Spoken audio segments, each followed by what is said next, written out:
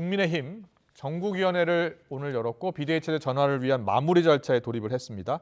비대위 출범과 동시에 이제 자동 해임되는 이준석 대표는 토요일이죠. 13일 기자회견을 예고한 상황입니다.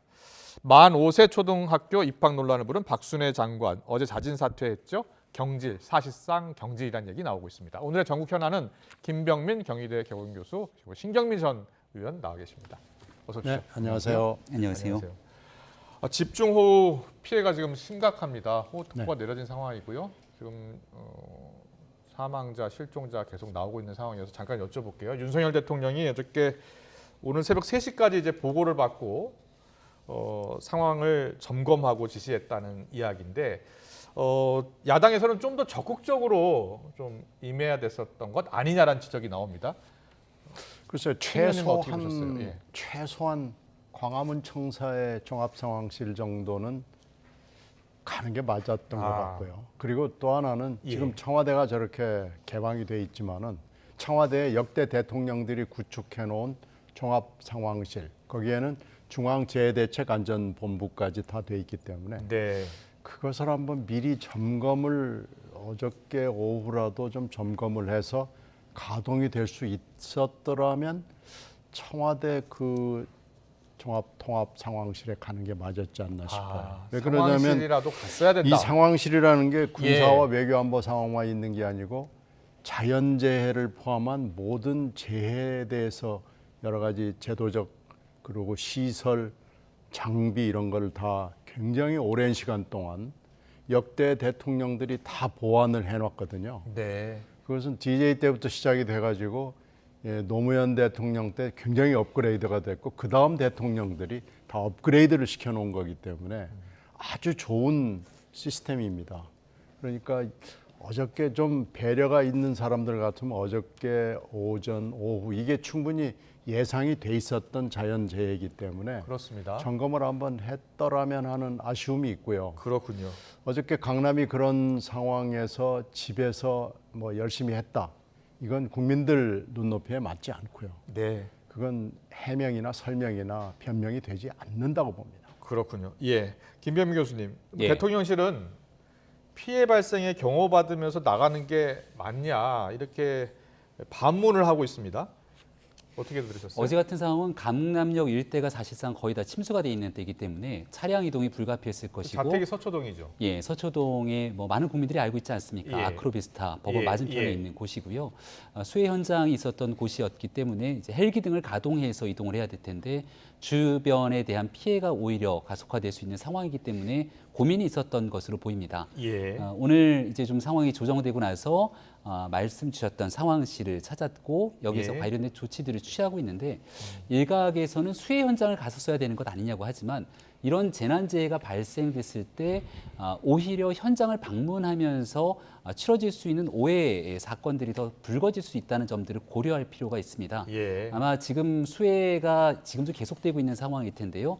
여기 제일 중요하게 작동돼야 될 기구는 일단 첫 번째로 서울 같은 경우는 서울시장, 그리고 중앙부처 같은 경우는 행정안전부 장관이 주무부처 장관으로서 전체적인 가교 역할을 하면서 일을 할 수 있도록 해줘야 되고 윤석열 대통령이 조금 더 집중해서 가야 될 것은 어느 정도 수해가 좀 정리가 되고 나면 이걸 이제 복구하면서 긴급 지원할 때가 있을 텐데 이런 경우에 대통령의 적극적인 지원이 또 필요할 때가 올 겁니다. 오늘 같은 경우에 피해 현장 방문한 모습 보이고 있고요.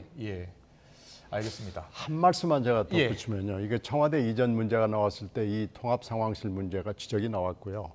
보통 때는 됩니다.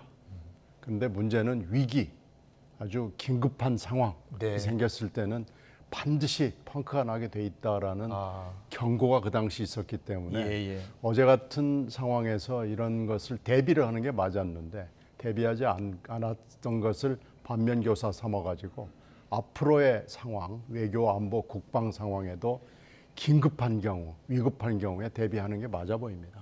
알겠습니다. 두 분 말씀 여기까지 듣고요. 계속해서 주호영 비대위 출범 소식을 자세히 알아보겠습니다. 국민의힘 비대위, 이제 주호영 의원 비대위 체제로 가는 게 거의 확실한 거죠?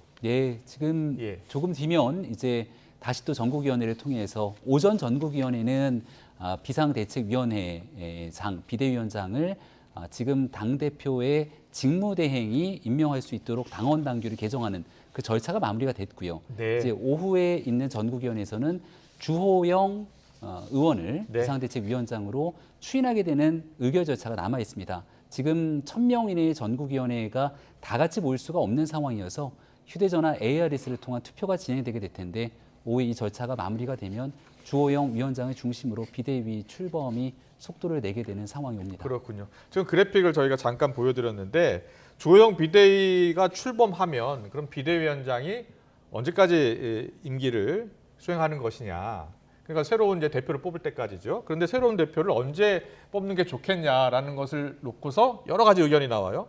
권성동 원내대표는 내년 초에 하자. 그리고 김기현 의원은 9월 말이나 10월 초에 바로 열자라고 얘기하고 있고요. 안철수 의원은 또 1월 말이나 2월 초 이렇게 이야기하고 있습니다. 다들 이 계산이 다른 것 같아요. 그렇죠. 견적이 다르죠. 예, 어떤 의도가 있는 겁니까? 그거야 뭐 빨리 하는 게 좋은 사람은 빨리 하자 그러고 네. 조금 시간을 두는 것이 유리하다고 보는 사람은 가급적이면 비대위를 좀 오래 띄웠으면 하는 권성동 거겠죠. 원내대표 내년 초 바라는 거 보면 권성동 원내대표도 나가고 싶은 거죠? 아니 그러면 예. 다들 지금 당권을 잡고 공천권을 잡고 그 다음을 생각하고 있는 건데요. 또 문제는 이것 플러스 임시 전대를 할 것이냐 아니면은 정식 전대를 해서 임기 2년짜리를 할 것이냐를 맞춰야 되는데 네. 지금 대부분의 사람들이 지금 이 유력 후보들이 정식 전대를 하고 싶어 하는 거죠. 그래야 2년짜리를 해야 앞으로 여러 가지 공천권 등등 당권을 전적으로 행사할 수 있기 때문에 이걸 하려면 또다시 좀 고쳐야 됩니다.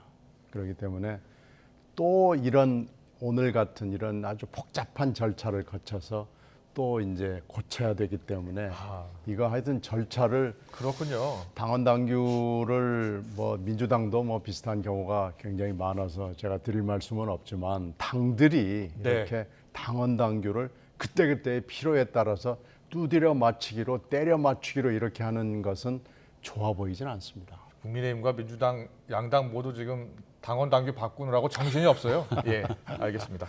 이준석 대표가 이제 비대위가 출범하면 자동 해임되기 때문에 이 대표가 지금 예고한 게 가처분 신청 예고를 했고요. 그리고 13일 기자회견 열어서 본격적으로 이제 나서겠다는 거거든요. 네. 자, 이준석 대표의 움직임 지금 최신 뭐 소식 들은 거 있어요?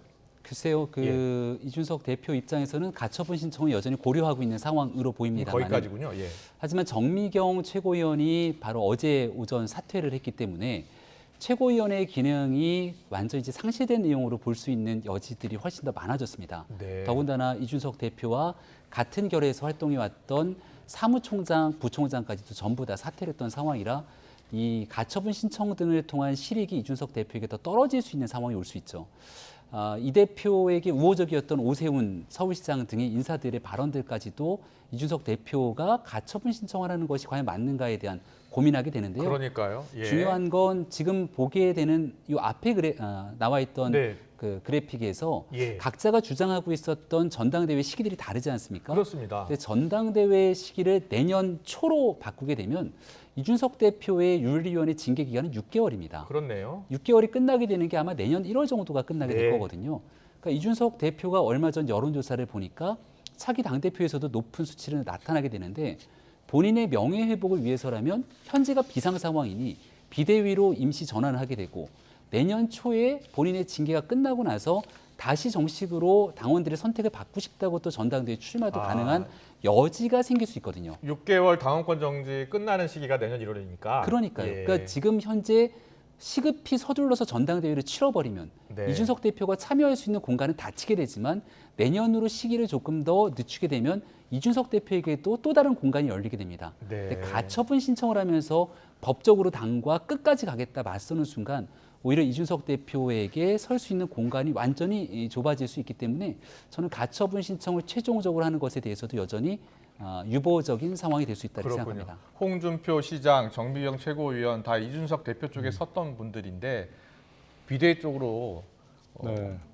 사실 비대위를 지지하는 쪽으로 선회했거든요. 그렇죠. 어저께부로 모두 고무신을 거꾸로 신어버렸어요. 그러니까요. 이제 이준석 대표는 어떻게 고무신 그대로 신고 있는 예. 사람은 김용태 최고위원 정도 하나 맞습니다. 플러스 젊은 당원들 지금 집단 소송하겠다는 거 아닙니까? 네. 그 정도가 남은 것 같은데 이 대표가 할 수 있는 선택지는 뭘까요? 지금 딱 가처분하고 본안 소송 하나밖에 남지 않았거든요. 그렇군요. 그렇게 따지면 그 이 대표의 성격 그 사이에 행동으로 봐서 유치할 때는 할 것 같다는 느낌을 지금 강하게 주는 거예요. 근데 이제 오늘 출범하고 다 비대위원이 나오고 특히 비대위원이 나오면 네. 권성동 원내대표가 비대위원으로 되는 게 맞느냐는 논란이 또 생길 거거든요. 네. 지금 벌써부터 얘기가 나오니까 아. 이거 지켜보고 예. 불과 한 2, 3일이지만 굉장히 상황이 변화될 수 있는 여론의 추이가 흐름이 바뀔 수 있는 상황은 있거든요. 아. 그거 보고 이제 13일 날 기자회견에서 최종적으로 결론을 내겠죠. 네. 이번 주가 굉장히 중요한 한 주가 될 거고요. 네. 만약에 가처분 신청을 한다면 일주일 안에 결론이 나오거든요. 인용이냐 기각이냐가 나오는데 인용이 된다면 거의 이제 핵폭탄이 떨어지는 거죠. 그렇군요. 국민의힘은 지금까지는 포탄이나 수류탄 정도였는데 네. 이제는 핵폭탄을 맞게 되는 그런 형국이 되기 때문에 글쎄요. 어떻게 될지 잘 모르겠습니다. 네, 알겠습니다. 좀 더 지켜봐야 되겠죠. SNS에서 어떤 글을 또 올릴지도 지켜봐야 될 것 같고요. 그리고 어저께 박순애 교육부 장관이 이제 자진 사퇴했잖아요. 인적 쇄신 이야기가 계속 나왔었고요. 윤석열 대통령 지지율이 20%대로 다 떨어진 조사가 나오고 있기 때문에 인적 쇄신 이야기가 나왔는데 대통령실은 뭐 인적 쇄신은 더 이상 없을 것처럼 이야기하는데 실제로 분위기는 어떻습니까?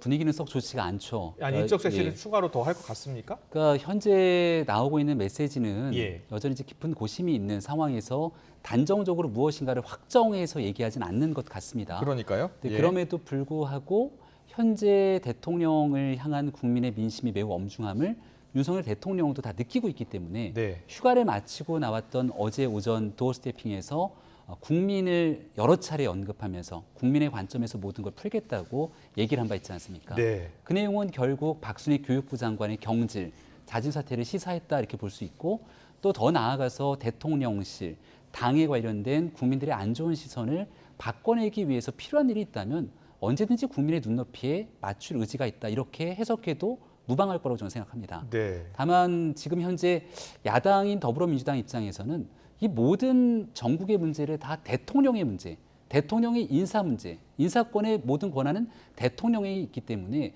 이렇게 정치적 쟁점화시키게 되는 것에 대한 부담감이 있을 수 있거든요. 그러니까 뭔가 문제에 대한 원인을 명확하게 찝어내고 이 문제를 풀어내기 위해서 사람에게 문제가 있다면 사람을 교체하고 정책에 문제가 있다면 그 정책을 조정하는 과정들을 겪어야 되는데 모든 것들을 정치적으로 밀려가듯이 대통령실이 움직이는 것은 부담이기 때문에 네. 아마 시간을 두면서 메시지를 정리하고 또 사람에 관해서도 얼마든지 조정할 수 있는 그 가능성들이 열려 있다고 생각합니다. 그렇군요. 지금 뭐 야당에서는 전면적인 인적 쇄신을 요구하고 있습니다. 박홍근 원내대표가 주로 계속 이야기를 하고 있고요. 이철규 의원의 생각은 좀 다른 것 같고요. 두 사람의 이야기를 잠깐 듣고 갈까요? 네. 인사 대참사에 대해 국민께 사과하고 그 책임을 물어 대통령실부터 전면 교체할 것을 다시 한번 촉구합니다. 윤석열 대통령은 어제 아침 국민의 뜻을 잘 받들겠다고 말했습니다. 국민 10명 중 7명이 국정 운영을 잘못하고 있다고 지적하고 있습니다. 국정 기조의 대전환과 전면적 인적 쇄신으로 바로잡아야 합니다. 그렇게 이제 그 장관 한 분이 사퇴를 하셨어요. 이런 것들이 근본적으로 정책이 옳고 그르고를 떠나서 지금 조금만 무엇인가 일을 하려 하면은 이 내용 자체, 그 정책의 본질이 무엇인지 또 어떤 효과가 있을지를 지금 가릴 것 없이 맹목적으로 비판하는 분들, 비난하는 분들이 계시잖아요. 네. 그다음에 이 정부의 이 추동력을 이게 약화시키고 힘을 빼서 정부가 올바로 국민들을 위해서 해야 할 일을 지금 못하게 이 환경이 만들어져 가고 있다. 그런 환경을 조성하는 분들이 분명히 있다고 저는 생각을 합니다. 네, 과연 인적 쇄신을 할 것이냐, 추가로 할 것이냐, 전면 쇄신을 할 것이냐, 신경미 전 의원은 어떻게 전망하세요? 안 할 수가 없는 쪽으로 가는 것 같습니다. 네. 특히 지금 당정대윤 이 네 개 분야가 변해야 된다고 그러는데 윤이야 뭐 당정대윤? 네, 윤은 뭐 윤인 자기 본인이기 때문에 잘 모르겠고요. 네. 당은 지금 굴러가고 있는 거고 정하고 대에 있어서는 좀 바꿔야 될 거예요. 지금 문제가 생긴 장관들이 몇 있었고요. 네. 대통령실도 보면은 정무수석에 대해서 뭐 야당이나 여당이나 간에 굉장히 불만이 많은 것 같고요. 아, 홍보수석도 좀 불만이 많아 보이고요. 예. 그리고 비서실장도 좀 마땅히 하지 않는 것 같고요. 김대기 비서실장. 그리고 이번에 예. 펠로시 방안에서 나타난 여러 가지 혼선, 말도 안 되는 여러 가지 이 뭐랄까 불협화음 뭐 이런 것들 이게 전 세계에 조롱을 받고 있는 걸로 봐서 외교 라인도 지금 심각함을 노정했습니다. 그래서 전반적으로 대통령실은 뭐 청문회도 안 하는 자리니까 손쉽게 아마 손을 볼 수가 있는데 이건 진짜 대통령의 마음이죠. 대통령의 평가고 대통령의 앞으로의 방향 설정이기 때문에 네. 당, 정, 대 그리고 윤 이 네 부분에 대해서 손을 볼 수 있는 것은 손을 빨리 보는 게 남는 장사입니다. 알겠습니다. 오늘 정치권 이슈는 여기까지 듣겠습니다. 오늘 폭우 특보 소식을 계속 전해드려야 하는 상황이어서 조금 줄였습니다. 지금까지 신경민 전 민주당 의원, 김병민 경희대 개공교수와 함께했습니다. 잘 들었습니다. 감사합니다. 고맙습니다. 고맙습니다.